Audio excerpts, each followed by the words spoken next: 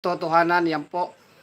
Magbibigay lang po tayo ng maikling reaksyon tungkol po dito kay Sara Duterte, kay Inday Takaw, tungkol sa kanyang pangangaral tungkol sa human rights para po sa kanyang sa kanilang pastor na si Kibuloy Loyloy, no? So, yun, nagtaka tayo bigla itong si Sara Duterte. Tahimik po ito sa napakaraming mga issue. Pero alam nyo, pagdating kay Kibuloy, talagang mahal na mahal nila, no? Silang pamilya Duterte, no? Silang mag-aama. Mahal na mahal nila itong si Kibuloy Loy, na talagang nahaharap po sa patong-patong na kaso ng sexual abuse, child abuse, di ba? May kaso sa Amerika, may warrant of arrest sa korte, sa Pasig, sa Quezon City. Ilan ba ang warrant of arrest ni Kibuloy? 4. So bigla pong itong si Inday Takaw ay nagsalita, no? Mga kabunyog, mga kababayan, himala, no? At pinagtatanggol itong si Kibuloy. Ang unang panawagan po ni Sara Duterte ay dapat daw yung pag-aresto kay Kibuloy ay katanggap-tanggap at makatao. O, tignan nyo na. Biglang nagugulat tayo sa bukang bibig nitong mga kagaya ni Canor. Kagaya din ni Canor. Bukang bibig nila Sara Duterte ngayon ay human rights. Human rights. Abay, alam pala nila Sara Duterte ang konsepto ng human rights. Ano mga kabunyo? Ngayon, yan ang po sinasabi niya na dapat daw ang gagawing pag-aresto kay Kibuloy Loy ay makatao at katanggap-tanggap. Abay, unang-una, may ginawa ba ang mga pulis na hindi makatao? Ang totoo nga niyan, pinalalabas nila na inaapi si Kibuloy. Pero ang totoo, nanggagago si Kibuloy eh. Kagaya din ng mga Duterte, no? Nanggagago. Kunwari, biktima, pero sila yung nanggagago at nagpapaikot ng batas. Makita nyo po, nabalita rin yung nasaktan nga po yung mga pulis, yung isa binugbog. Meron pa po doon yung water cannon, ano? Parang China din, ano? Binobomba po ng tubig, yan po yung mga laman ng balita. So, makita nyo po, yung mga alagad ni Kibuloy, yung kulto niya nagre-resist. At ang sinasabi pa ngayon dapat daw makatao. Ano pa bang, tignan mo tong mga Duterte, no? Itong sila Inday Takaw. Ano pa bang gusto nilang gawin kay Kibuloy? May warrant of arrest naman. Isipin niyo yung warrant of arrest mula sa Senado, mula sa korte sa Davao na nalipat sa QC. May warrant of arrest din sa Pasig. 3 warrant of arrest pero hindi po gumagalang sa proseso ng batas. Nagtatago. At pagkatapos sasabihin nyo dapat makatao, ano bang hindi natin maintindihan kung bakit sinasabi nila Inday Takaw na excessive force, sobra-sobra daw yung puwersa. Pareho silang mag-ama eh. Kaya tingin ko talagang hindi po nahihiya itong mga Duterte. Kumbaga sa kanila kasi, mga kabunyog, mga kababayan, lantaran po yung pagprotekta nila dito kay Kibuloy eh. Lantaran. Hindi nila tinatago. Doon tayo talaga nagugulat kung may konsensya ba itong mga ito. Anong klaseng konsensya meron sila? Diba? At ngayon sinasabi may mga nalalaman pa si Sara Duterte statement na demokrasya, wow, demokrasya, human rights. Yan yung mga konsepto na wala naman talaga silang pakialam eh. Pero para kay Kibuloy na kasamahan nila sa sindikato nila sa Davao, kailangan nilang protektahan. Di ba? Makikita nyo mga kabunyog kung anong klaseng uri itong mga Duterte. Nung panahong ginigipit si Laila de Lima, wala naman silang mga human rights eh. Di ba? Yung extrajudicial killing ni Duterte, yung mga pagpatay na ginagawa sa administrasyon ni Duterte. In fact, si Sara Duterte, matindi po yung testimonya dyan ni Las Cañas. na yan ay nag-uutos ng pagpatay ng tao pero kikidnapin na lang yung tao at papatay na lang at ibabaon sa quarry. Yun po yung sabi ni Las Cañas na inuutos sa kanila ni Sara Duterte. Kaya pag ako kasi naniniwala ako kay Las Cañas eh. Naniniwala ako dahil makikita mo yung pattern ng ugali, asal, aksyon, kilos nitong mga Duterte kung ano ba sila. Sila yung mga tipo ng tao, politiko, na kailangan makuha nila yung gusto nila. At pag hindi nila nakuha yung gusto nila, gagawin nila lahat para makuha nila yon. Pangalawa, itong si Kibuloy ay bahagi talaga ng kanilang, sabi natin, sindikato o ng kanilang pamilya. Pamilya, sindikato. Bahagi na po si Kibuloy niyan. Kaya ang daming issue na pwedeng mag-comment si Sara Duterte. Kagaya ng issue ng China. China, kasi siya, vice president siya, di ba mga kabunyog, mga kababayan? Bilang vice president, ano siya dapat alam niya yung pambansang polisiya ng bansa. So yung pag-water cannon ng China sa mga Philippine Navy natin, sa mga mangisda, dapat nagko-comment man lang si Sara Duterte dyan bilang pangalawang pangulo. 'Di ba? Kahit lang sa issue na 'yan, pero hindi po talagang sarado ang bunganga nito ni Sara Duterte, ni Inday Takaw pagdating sa China. Pero pagdating kay Kibuloy, hindi pa nga naaaresto, miski anino ni Kibuloy, hindi pa nga makita. Nananawagan agad sila ng human rights. Miski kapirasong napitik sa ilong yan, hindi pa nga napipitik sa ilong yung Pastor Manyakol na yan. Sasabihin nyo excessive force agad. Samantalang tayo talaga, mga kabunyog, mga kababayan, hindi naman tayo naniniwala na hindi alam ng mga Duterte kung nasan si Kibuloy. Ang sigurado ako, talagang paniniwala natin, lalo ako, naniniwala ako, alam ng mga Duterte, in particular, halimbawa, si Canor, si Rodrigo Duterte, kung nasan si Kibuloy. Lantaran yan Lantaran nga sila manggago ng tao Manggago ng mga Pilipino. Biglang babalik ta rin yung human rights, ang ano nyo. Ang akusasyon nga kay Kibuloy katakot-takot na human rights violation. Yun lang, pangre-rape ng minor de edad. Kahit pa nga hindi minor de edad ang rape pangre-rape gawaing demonyo yan. Yung pananakit ng kapwa-tao, yung binubugbog niya yung sinasaktan niya yung mga alagad niya na hindi nakakakota. Human rights, yung hindi pinapasahod pala yung mga tao na halimbawa, sinabi doon sa testimonya, yung nagtatrabaho sa SMNI, volunteer. Tapos sasabihin nyo, human rights, samantalang yung si Kibuloy nagtatago.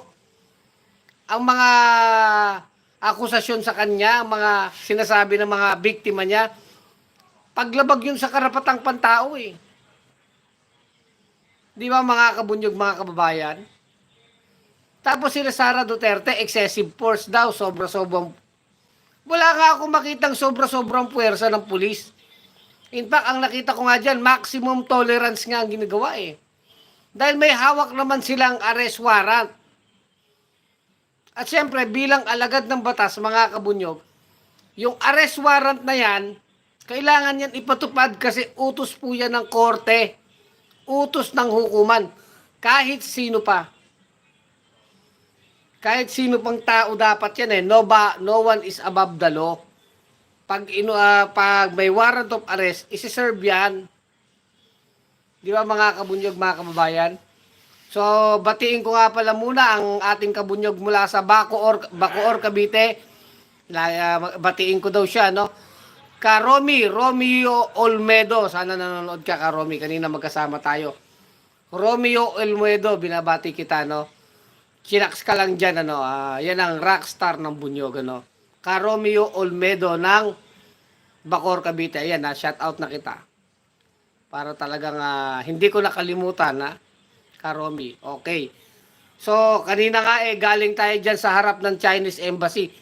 Chinese Consulate, tayo nag-rally ang bunyog dyan, tagumpay na tagumpay po yung ating pagkilos dyan sa harap ng Chinese Consulate dyan sa Buendia, Makati. So pumunta po mga kabunyog dyan at tayo sinigaw natin yung ating damdamin. China layas atin ang Pinas. Sinigaw din ng bunyog kanina, yung ICC papasukin na at itong Sara Duterte resign. O, yan mga sinigaw natin dyan. Ano? Alam nyo naman si Duterte, si Sara Duterte, si Rodrigo Duterte, itong China, package deal po ang issue na yan. Alam natin, connect-connecta yan. Isama nyo na yung Pogo. Pogo, China, si Sara, yung tatay niya. Yan po. Connect-connecta yan, ano? Kaya tayo sumigaw dyan kanina, araw ng kalayaan, Happy Independence Day ngayon, araw ng kasarinlan, ang bunyog ay patuloy na kumikilos, nagboboses, lumalaban para sa bayan, para sa katotohanan, para sa katarungan. Yan po, di ba? Kaya kanina ang saya. Bagamat napagod tayo ay sulit naman dahil talagang tayo ay nakapagboses dyan. Hindi tayo natakot, hindi tayo umatras sa harap ng Chinese consulate. Di ba? Ay, tignan nyo ngayon, si Sara Duterte kung ano-anong sinasabi. Kaya alam nyo, lahat ng mga buladas nito mga ito, basta galing sa Duterte, wag na po kayong maniniwala. Dahil ito talaga, basta pagdating kay Kibuloy, ipagtatanggol nila yan. Yan nga, miski anino ni Kibuloy, hindi pa naaresto. Pero maangal na sila ng human rights. Human rights, may ginawa na ba kay Kibuloy? Miski gapirasong buhok niyan, hindi pa nasasaling yan dahil nagtatago nga eh. Oh, tayo nga ang hiling natin patungan na sa ulo para mahuli na agad. Ngayon, bilang Vice President ng Pilipinas, nagko-comment siya sa isang kaso na nasa korte na. Di ba, nasa korte yung kaso na itong kanilang kaibigan ay pugante. O, ba't hindi nyo iharap yan? Ba't hindi nila ilitaw si Kibuloy-Loy, di ba? O, yun lang po yun o. Basa tayo ng comment, sabi ni Leo Dacumos, Frank, lumalaban yung ngak-ngak, napalayas mo ba ang China? Facility sa WPS sa mga ngak-ngak mo, patawa ka, hinto mo na ang live mo, sabi ni yung Leo Dacumos. Hoy, ihinto mo na ang kabobohan mo. Ha? Napahinto. At least, nagboboses bilang Pilipino. Bobo ka, hudas ka, di ba? Kamping-kampi sa China eh. Ang gusto yata na makagaya ng Duterte na itong si Leo Dacumos, ang mga Pilipino manahimik na lang, ano? Parang Sara Duterte din. Alagad to ni Inday Takaw eh. Gusto nito nakasipir ang bibig. Araw pa naman ng kalayaan, tapos ganyan ang comment mo. Hudas ka talaga nga Pilipino ka, di ba? Isa-shout out natin ang hudas na si Leo Dacumos. Hudas yan, di ka nahihiya ganyan ang comment mo. Dapat nga mga Pilipino nagboboses yan no? Sinasabi kung napalayas ba daw natin ang Chinese sa West Philippine Sea. Parang gusto mo talaga nga nandyan ang mga China, ang Chinese di ba? Presi Lapus. Correct, atin ang Pilipinas. Wala talaga ako narinig kay Sara. Nagsasalita tungkol sa China. Kaya nga, talagang no comment yan pagdating sa China. Pero pagdating kay Kibuloy, talagang nanginginig pa ang tuhod. Mabilis pa sa alas 4. Pinagtatanggol nila yan si Kibuloy. Umaangal agad ng human rights, kung ano-ano, mga demokrasya. Ay, naalala ko si Inday Takaw. Yan yung nanapak ng sheriff, di ba? May court order. Kung hindi siya sang-ayon or gusto niya makikoordinate. Pero sapakin niya yung sheriff. Nagtatrabaho lang naman yung matanda. Trabaho lang niya yung ipatupad yung court order. Di ba sinapak na si physical injury yun kung tutusin Bakit hindi nakulong yun si Sara Duterte? May video yun, di ba? Kaya makita nyo rin ang batas sa Pilipinas kung sa ibang bansa nangyari yon, kahit sino ka pa, mayor siya ng Davao, sinapak mo yung tao, kulong dapat yan ano na yun, lantaran po yun na-videohan. Sinapak-sapak niyang ganun yung sheriff. Tapos sasabihin mo, excessive force, sasabihin yung human rights. Kaya makikita niyo yung mga kwento din talaga ni testimonya ni Las Cañas Ako talaga naniniwala ako doon kasi talagang ang ugali ng mga mag-aaman na to Tapos pagka nabubuking, nagpapaawa effect, nagpapa-victim effect. Hindi naman bagay. Di ba mga kabunyog, mga kababayan? Oo. Di ba sinabi ni Roque na si Duterte talaga nagpalawak ng pogo sa Pilipinas? Pinapasok nila yan. At pinag-operate nila yan nung panahon ng pandemic. Anyway, ang topic natin dito si Sara Duterte tungkol sa kanyang depensa kay Kibuloy. Parang tatay niya, nauna si Canor magdepensa kay Kibuloy, pangalawa naman si Sara Duterte. Sino susunod dito? Si Baste? Susunod si Polong? O, di ba? Package na kayo, ha? Dapat dito, sama-sama sa kulungan to mga to, Kaya lang, iba yung kaso ni Kibuloy. Si Kibuloy, ang kaso nasa Amerika. Tsaka dito sa mga korte sa Pilipinas. Si Rodrigo Canor Duterte, ICC naman yan. Sa The Hague naman yan ikukulong kung sakali. Sa Netherlands. Si Sara Duterte, sinasabi, mga second batch, third batch daw. Ayon sa informasyon ni Senator Trillanes, pwede mabababaan din sila ng warrant of arrest. Sila Bato, sila Sara Duterte. So, pwede rin sila makulong sa The Hague, di ba? Kasi warrant of, yung mga kaso po ng ICC, crime against humanity yan, wala po yung bail. International crime yun di ba? Crime against humanity, di ba? Tayo naman fair lang naman sa ating mga komento kagagawan naman yan ni Sara Duterte Mantakin nyo ikaw ba kababae mong tao, Jane? Ano ba mga kaso ni Kibuloy? Minor rape. Rape. Sino nagsasabing na rape? Di yung biktima na batang babae. At marami pang mga testimonya. Di ba? Yung mga tao, binubugbog. Pinagloloko, nagsusulisit. Pag hindi nakasulisit, binubugbog. Yan, madami pa pong kasong ginawa si Kibuloy. Ngayon, kinakampihan nyo. Ang sinasabi lang naman ng batas, ito yung akusasyon sa'yo, may warrant of arrest ka, harapin mo to. Humarap ka sa korte, Kibuloy. Di sana sila Sara Duterte, yan sana sinasabi, iharap nyo na si Kibuloy sa batas. Hindi yung tinatago nyo pa dyan. Alam naman ang buong Pilipinas na nasa Davao lang yan Yan ba makakapagtago ng matagal kung walang proteksyon ng malalaking politiko? Sagutin mo na lang yan. Sagutin nyo mga Dutards. Di ba? Harapin na lang ni Kibuloy. Kaya lang, pinoprotektahan nga nila Duterte, nila Sara Hindi nga kayo mananalo sa batas. Kung nung panahon ni Canor Duterte, hari-hari kayo. Haring Judas, Haring Bastos. Wala na ang Haring Bastos. Ang Haring Bastos ay malapit ng arestuin ng ICC. Hindi na siya hari. Magiging presong na siya. Ganun yan di ba Sara Duterte? Dapat nga ikaw Sara Duterte, mahiya ka sa balat mo. Parte ka ng gabinete ni Marcos and yet ganyan ang mga posisyon mo. Parang sinasabi mo mga pulis pang may kasalanan. Yung mga pulis ginagawa lang yung trabaho. Sa totoo lang, napaka-special lang ginagawa lang ng pulis yung trabaho nila hindi nga nakita Ang ginagawa nga ni Kibuloy isipin nyo, kung yung tao na yan matino, hindi pala tao yan, yung demonyo na yan matino yan. Bagay, hindi naman matino yan. Kung yan matino, isasangkalan niya ba yung mga alagad niya na pwedeng masaktan? Di sana sasabihin nilang ni Kibuloy, ako, susuko na, wag na kayo mamakialam. Ako, walang kasalanan dito, haharapin ko yung kaso. Kung matino yan, at talagang walang kasalanan yung Pastor Manyakol na yan, sasabihin niya sana sa mga alagad niya, wag na kayo mamakialam kasi madadamay lang kayo. Haharapin ko ang kaso ng buong buo. Ako haharap dyan. Hindi po ganun Talagang ginagamit ni Kibuloy yung kanyang mga alagad.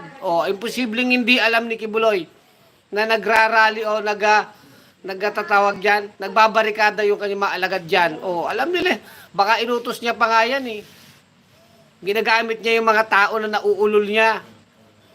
Ito naman mga taong nauulol kay Kibuloy, ulol na talaga. Masakit yung salitang ulol, pero alam niyo ulol. Di ba pagka ulol, wala na yung katinuang isip mo? Ganun yun tingnan nyo na lang si Kibuloy, yung buhay niya. Yung mga pinagsasabi niya. Eh di ba mga kaululan yung mga sinasabi ni Kibuloy? Siya ang anak ng Diyos, humihinto ang lindol. Nakikita daw niya impyerno, sinaniba ng ama. Kung ano-anong mga kwentong barberong kabalbalan. Ito namang sila Duterte, sus, mga pareho na kayong ay nako, sus Mariosep, mga patawarin tayo ng Panginoon. Mga kababayan ko, tayo naman ang bunyog. Sa totoo lang, gumising na tayo sa katotohanan. Bakit may napapaniwala pa tong mga Duterte na to? Si Kibuloy nga, makita nyo, ang sindikatong rapist na si Kibuloy, pinagtatanggol nila. Doon lang sa punto na yun, wala na munang politika. Timbangin nyo lang kung may utak kayo, mga Dutads. Diba? Sabi ni Roderick Mauricio, siksik, liglig ang karma ng mga Dutae. Kaya mga yan, ng mga salamat may hindi ko na nabasa yung ibang comment pasensya na kayo. Salamat Hunter Niner 6 King sa yung $6.98. Lagi ka nanonood sa atin Hunter Niner 6 King, salamat. Roderick Mauricio 6 yun, na pala, nabasa ko na pala yun.